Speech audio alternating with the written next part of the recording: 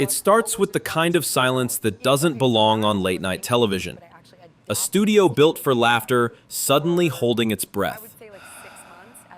Lights are warm, almost too warm, washing the stage in that soft amber glow late-night audiences know by heart. Stephen Colbert sits poised behind his desk, cards in hand, smiling with the practiced ease of a man who's interviewed thousands. And across from him, legs crossed, posture perfect, hands clasped just a bit too carefully, is Emma Stone. Her laugh has carried the show for the first minute. Bright, effortless, every syllable landing exactly where audiences expect it to. But beneath it, there's something sharper, something tight in the way she blinks between sentences. A flicker of nerves she tries to bury beneath charm. Colbert leans forward, the kind of lean that signals a shift, out of jokes, into something heavier. "Emma," he says lightly, almost playfully, "I heard your private life has been eventful lately." Her smile freezes mid-curve. A tiny pause, barely a second, but enough. Redhead changes. The crowd knows it. Stephen knows it. She definitely knows it. Fingers tighten around each other, knuckles paling. One breath in, slow, careful. Another out, silence stretching between them like a wire. "You really want to go there?" she asks softly. Not defensive, not angry, just unsure. Colbert chuckles, meaning to keep it casual. "Only if you do." But the joke doesn't land, not tonight. Emma shifts in her seat, the subtle pull of her shoulders shrinking the space around her. Her eyes drop for a moment, an involuntary retreat. The studio audience laughs out of habit, following the familiar rhythm of late-night banter. But even they can sense the lines aren't lines anymore. Colbert watches her with a faint tilt of his head, registering the shift a beat too late. The moment lingers, tense, brittle, like the entire room is waiting for Emma to inhale again. She does, just barely. What began as lighthearted, harmless conversation now sits on the edge of something raw, something unplanned, the kind of moment celebrities spend their entire lives trying to avoid. Emma lifts her gaze back to Colbert, steady but strained. "Some things just don't belong out here," she murmurs. No performance, no distance, just truth, trembling around the edges. Colbert softens instantly, hands lifting in a gentle surrender. "We don't have to talk about anything you're not comfortable with." But the damage is done. Not publicly, not yet, but internally. A shift inside her, the kind no camera can hide once it begins. Emma straightens up, trying to recover, to find the charm again. She laughs, too quickly, too thinly. "It's fine, really, I just wasn't expecting." And she trails off, because the rest of that sentence would reveal more than she wants the world to. No, unsure, nervous, waiting for the host to steer the ship back to safer waters. But Stephen hesitates, curiosity catching on something he saw in her eyes. Not gossip, not scandal, something deeper. Pain? Fear? A story unspoken? A question of its own. Emma feels it. Every muscle in her shoulders tightens. She forces another smile, its brightness almost blinding, but its warmth gone. "You know," she says, shifting her weight, "acting's easier than this." She means it, and for the first time tonight, the room feels her honesty completely. The band remains silent. No transition music to rescue her. No prepared quip to untangle the knot forming in her chest. Just the weight of a conversation she didn't expect, rising around her like a tide.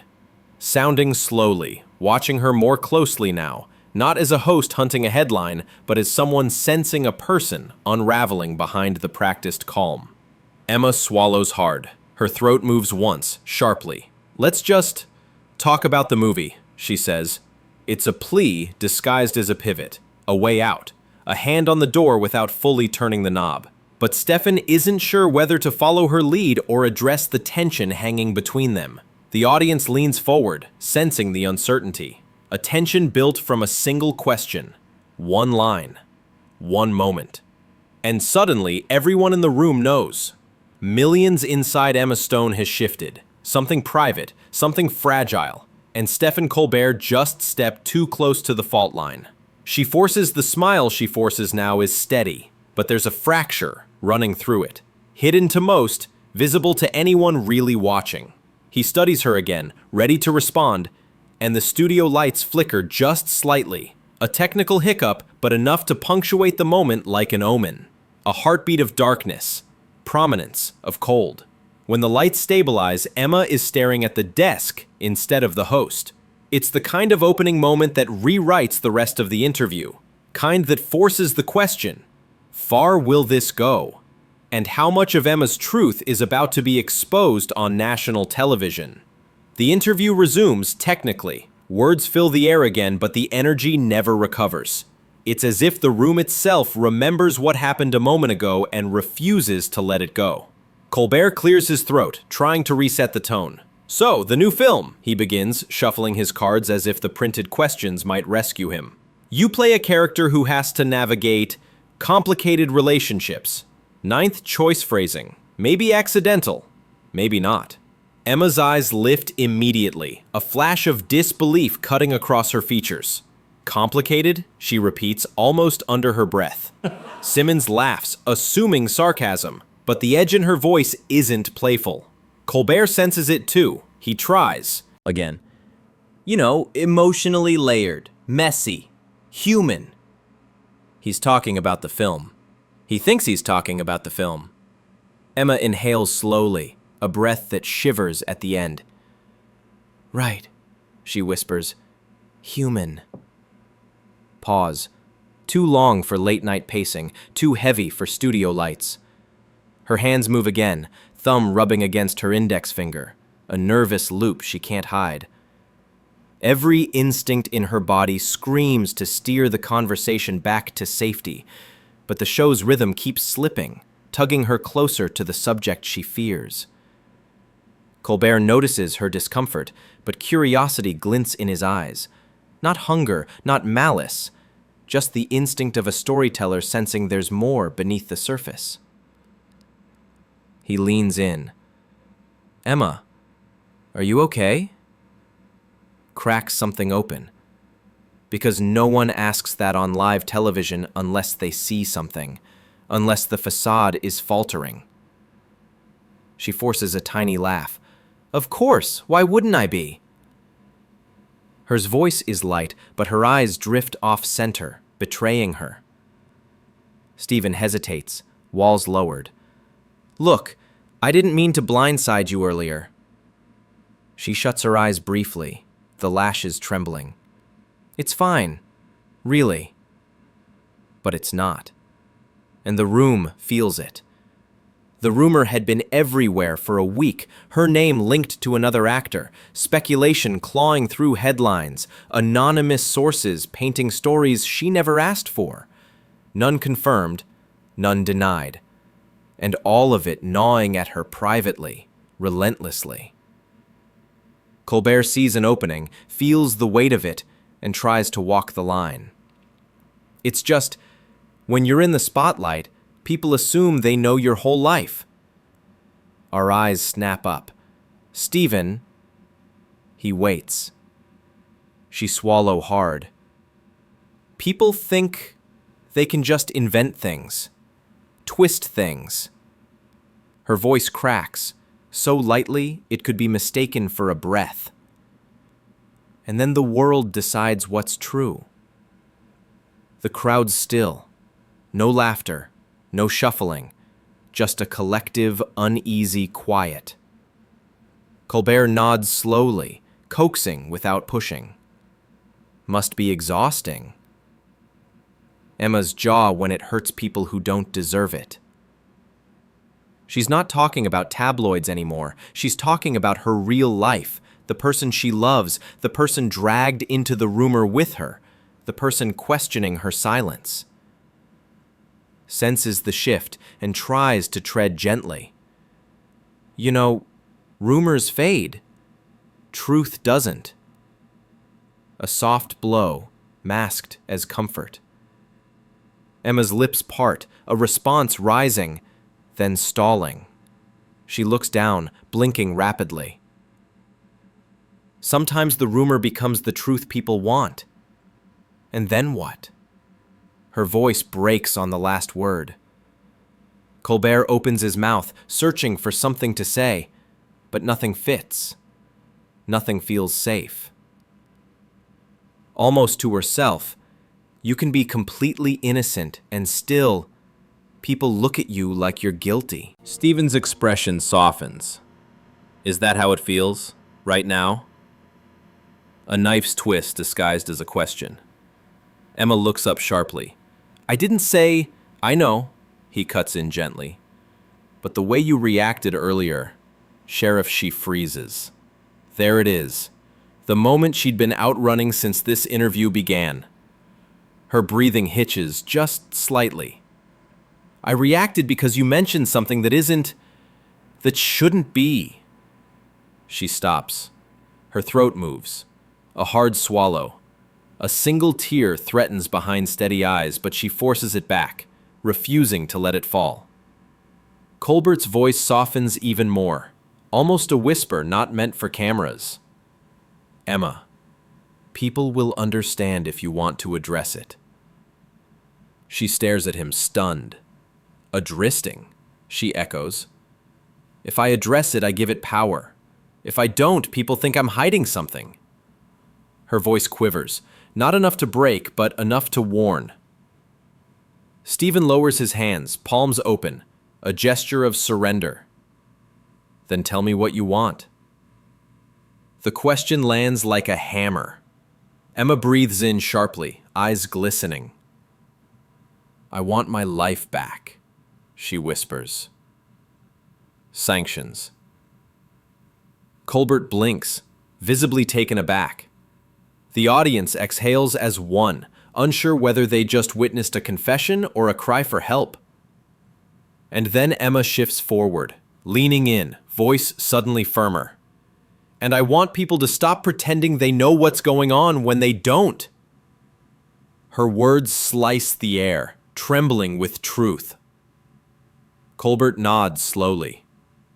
Then maybe you should tell them. Emma's posture cracks, just slightly, a tremor in her lower lip, a flash of pain. She looks away, not at the lights, not at the audience, but toward the edge of the stage, as if calculating an escape. A thought crosses her face, fleeting, fragile, dangerous. I shouldn't have come on this show tonight. Colbert watches her, concern now overtaking curiosity. He takes a breath. Emma, we can change the subject. But she doesn't look convinced. Because once the door is cracked open, even a little, it never really closes again. And the interview is no longer an interview. It's a countdown. Quiet, trembling countdown to the moment Emma Stone finally breaks. The clock on the studio wall keeps ticking, though no one seems to hear it. Something heavier has taken over the room, the kind of hush that settles right before a storm breaks open. Emma lifts her head slowly, as if surfacing from somewhere deep and breathless. Her eyes meet Stephen's, and for a moment, neither of them knows whose turn it is to speak. He breaks first. I didn't bring you here to corner you. Her voice comes out low, steady, but stripped of everything soft. Then why does it feel like that? Stephen sits back, stunned by her directness. Even he wasn't prepared for this shift. The guard dropping, the truth inching forward. Emma takes a shaky breath, her fingers trembling slightly as they grip her knee. Do you know what it's like waking up every morning to see your name next to someone it shouldn't be next to? Stephen hesitates. I know the press can be unfair. Unfair? She lets out a short, disbelieving laugh. Stephen, they're dissecting my life like it's a puzzle they're entitled to solve. Her voice rises, not loud, but sharp enough to slice the tension in half. The audience senses danger. Their eyes widen. Their bodies lean in. They're witnessing something they were never meant to see. Stephen folds his hands, trying to stay grounded. Emma, you know I respect you. I wouldn't exploit. You think this isn't exploitation? She cuts in, not angry, just aching. Sellows, hard. I asked a question, one question that dragged everything I've tried to protect out into the open. Michelle blooms again, thick, suffocating. Emma's breathing turns shallow, her voice tightening around something she's been holding in for far too long. Do you know what this rumor has cost me? Stephen doesn't answer. Not because he doesn't know. He does. He's seen the headlines, the commentary, the dissected photos, but because the pain in her voice is stronger than any explanation he could offer. She continues anyway. It's hurt people who didn't deserve to be hurt. People I care about. People who trusted me. Her jaw trembles. My partner hasn't slept in a week. My team is fighting fires I didn't start.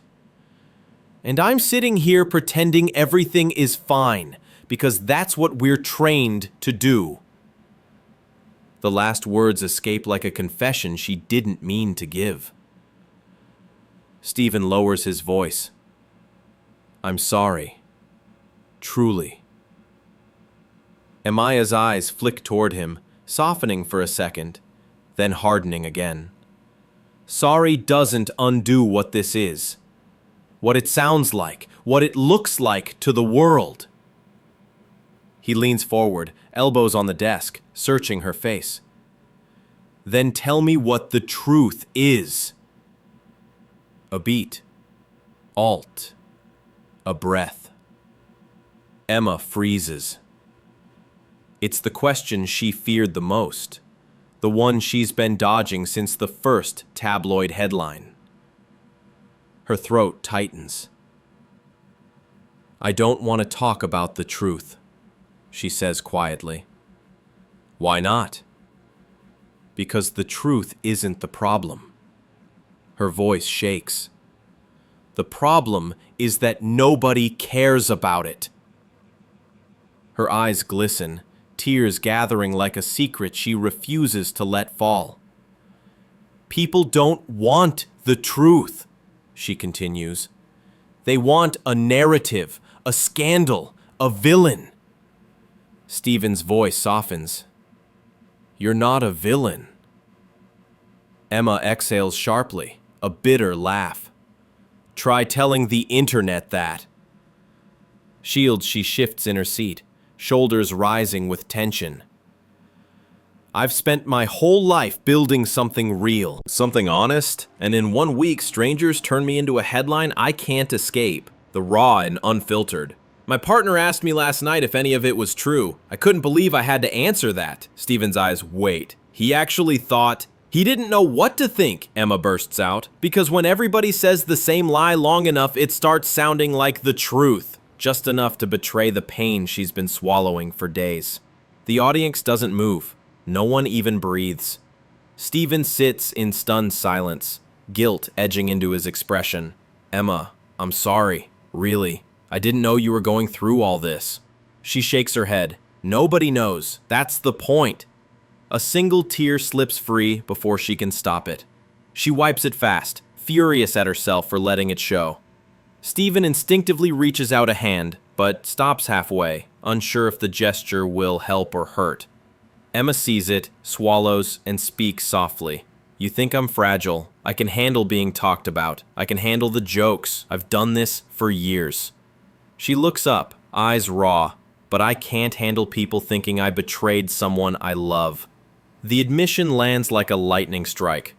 Quiet. Devastating. Stephen's eyes soften with something close to regret. Emma, no one who matters would believe that. She stares at him, long, searching, skeptical. Then she whispers, "You'd be surprised." Another tear slips. She doesn't wipe this one. Stephen leans in again, gentler this time. "We can stop the interview, if this is too much," but Emma shakes her head fiercely, breath unsteady. "No, stopping makes it worse. Walking away makes me look guilty." Stephen tries to protest. "Emma, deactivate." She cuts him off with a whisper that sounds like it costs her everything. "I don't know what to do anymore." The studio's tension snaps. The air thickens. Emma presses a hand against her forehead, fingers trembling. Stephen's concern becomes undeniable. "Emma, take a moment, please." She draws a sharp breath, too sharp, and abruptly stands. The audience gasps. Stephen pushes his chair back, startled. Jang looks toward backstage, eyes wide, breath shaking, chest rising too fast. And then, she walks off. No words, no explanation, just a silent, emotional collapse in real time. The studio freezes. Even the cameras hesitate, unsure where to point. Standings, torn between staying put or following her, hesitates, then steps out from behind the desk. The audience watches in stunned silence as he follows her backstage, disappearing into the shadows she fled into. And for the first time all night, the show feels real. Too painful to look away from. Backstage is colder. Quieter. The kind of quiet that rings in your ears after a sudden storm. Emma stands near a stack of equipment crates, shoulders trembling, breaths sharp and uneven. A makeup artist hovers a few feet away, unsure whether to approach. No one moves. No one speaks. Then Stephen steps into the corridor. "Emma?" His voice barely carries. She doesn't turn around. Her hands press into her eyes, trying to wipe away tears before they can betray her again. "You shouldn't be back here," she whispers. He takes a cautious step closer. "You shouldn't be out there alone." She exhales shakily, a sound caught between anger and exhaustion. "I wasn't ready for any of that," he murmurs, "and I'm sorry. I pushed when I shouldn't have." Emma finally turns. Her eyes are red, but her expression is composed in a fragile, breaking kind of way. "Stephen, I came here to talk about the film, not to defend my character." "I understand," he says quietly. "Let me fix it." Shakes her head. "You can't fix rumors, but I can give you space to speak on your terms, not mine." She hesitates. A long moment, a war behind her eyes. "Going back out there? People will think I'm unstable," she mutters. "No," Stephen counters softly. "They'll think you're human." Emma looks away, jaw tightening as another breath shudders through her. The vulnerability in her posture is unmistakable, torn between fear and resolve. Finally, she nods once, small, barely perceptible. Stephen steps aside, offering the path back to the stage. She inhales, gathering every scattered piece of herself. "Okay," she whispers, "let's finish this." When they walk out together, the audience rises, not cheering, not laughing, just watching, unsure and captivated. The storm has settled. The interview resumes, but both of them know it won't end calmly. The studio feels different when they return, softer, unsteady, as if everyone understands they're stepping onto thin ice. MR sits slowly, folding her hands in her lap. Stephen waits, giving her the space she was denied earlier. For a moment, the interview holds a fragile peace. "Only if you want to, we can address what happened." Emma nods, fear flashes behind her eyes. "I just want people to understand I'm not who they're trying to make me." But she pushes through. "The rumor isn't true, none of it. But it still hurt people, and I hate that." The audience listens, breathless. Stephen nods gently. Sometimes the truth just needs to be said out loud. Emma looks down, whispering, I thought silence would protect the people I love, but silence let everyone else fill in the blanks. Another tremor runs through her voice. And now I'm the one who looks guilty. Leans forward, sincere. You don't owe the world an explanation for every rumor. You're allowed to protect yourself. Her eyes lift slowly. Am I? Because it feels like I'm drowning in everyone's expectations. He opens his mouth, to comfort her, to steer the moment somewhere safer, but one sentence too many slips out. If you had addressed it earlier, sickness, the words hit like a slap. Emma's expression hardens. She sits back, eyes widening in disbelief. So it is my fault. Crimson. No, Emma, that's not what I meant. But she's already rising. Not trembling this time. Not panicked. Sanctions. Just done. I can't do this anymore, she says quietly. The audience is silent. Stephen stands halfway, reaching out, hesitating again. Emma steps away from the desk, eyes shining, but head held steady. Ishins are chaos. This one is clarity. And as she walks off the stage for the second and final time, the silence follows her like a closing door. Miss, sometimes walking away isn't quitting. It's remembering who you were before the noise.